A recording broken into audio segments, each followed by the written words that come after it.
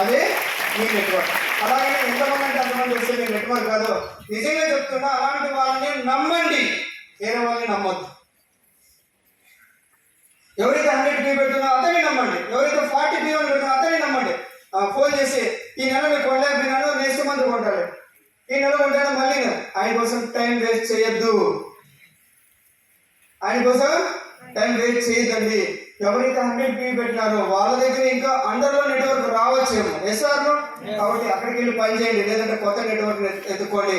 ఎవరిని నమ్మాలండి? పాజిటివ్ ఉన్న వాళ్ళని నమ్మాలి మనం. నెట్వర్క్ అంత నెట్వర్కే ఉంటుంది. 1000 మంది ఉంటారు, అదంతా నెట్వర్క్ కాదు. మీరు అనుకుంటారు సార్ నా దగ్గర 1000 మంది ఉన్న నెట్వర్క్ కాదు, అది జాయినింగ్ అయిందంటే కానీ నెట్వర్క్ ఇంకా అర్హత లేదు. ఎప్పుడైతే ప్రతి నెల ఇంటికి వాడుతున్నారో అదే అసలైన నెట్వర్క్. అర్థమైనా? ఇంకా కూడా ముందుకు వెళ్ళిపోదాం. ఎందుకు వాళ్ళు కొనలేదు అది కూడా ఆలోచిద్దాం. ఎస్ఆర్ను ఎప్పుడో 1000 మంది ఉన్నారు, 1000 మందిలో 100 మందే కొన్నారు, ఇంకా 900 మంది ఎందుకు కొనలేదు? మొత్తం బ్రెయిన్ ప్రాబ్లం, అంతా బ్రెయిన్ ప్రాబ్లం. ఇదే ఇక్కడ చూడండి, ఎందుకంటే వాళ్ళ బ్రెయిన్లో ఒకటి ఉండిపోయింది. ఒక అతను నాకు వీడియో పెట్టాడు, సూపర్ సార్. ఈ వీడియో నేను వినిపిస్తాను. ఏ జన్మ ఏ పాపం చేసి విశ్వాస అని అడిగిన జన్యము గొప్ప పడతలేదు, కవే పూర్ణ ఎక్కడో పాత పడ్డాడు. మనం మన గురించి పడతామంటే అట్లా లేదు, వాడేమనుకుంటాడో వీడేమనుకుంటాడో మన గురించి పడతలేదు.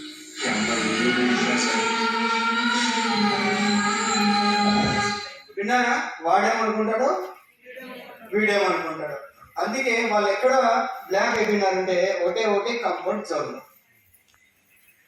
అందరూ వాళ్ళు ఎక్కడ బ్లాక్ అయిపోయినారంటే కంఫర్ట్ జోన్ లో. ప్రపంచంలో అత్యంత భయంకరమైన జబ్బు ఉంటుంది, చెప్పమంటారా? సరే, దానికంటే ప్రపంచంలో అత్యంత మానవుని చంపే ఒక ఆయుధం ఉంది, చెప్పమంటారా?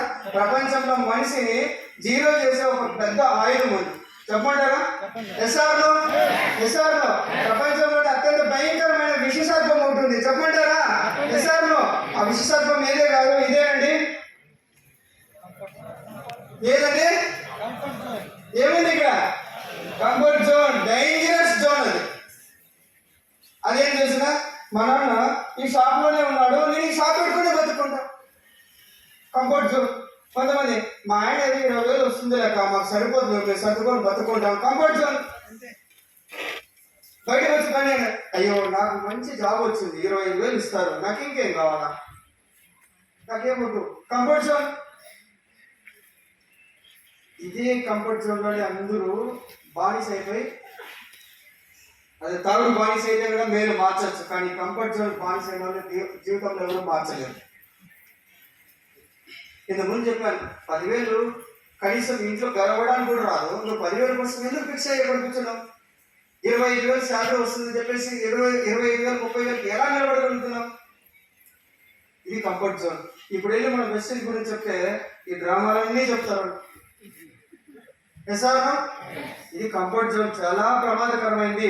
ఈ జోన్ లో ఉన్న వాళ్ళని ఎలా మార్చాలి అంటే ఒకటి యూజ్ చేసి ట్రైనింగ్ మీటింగ్ తీసుకొస్తే మార్చిపోతారు. మనకు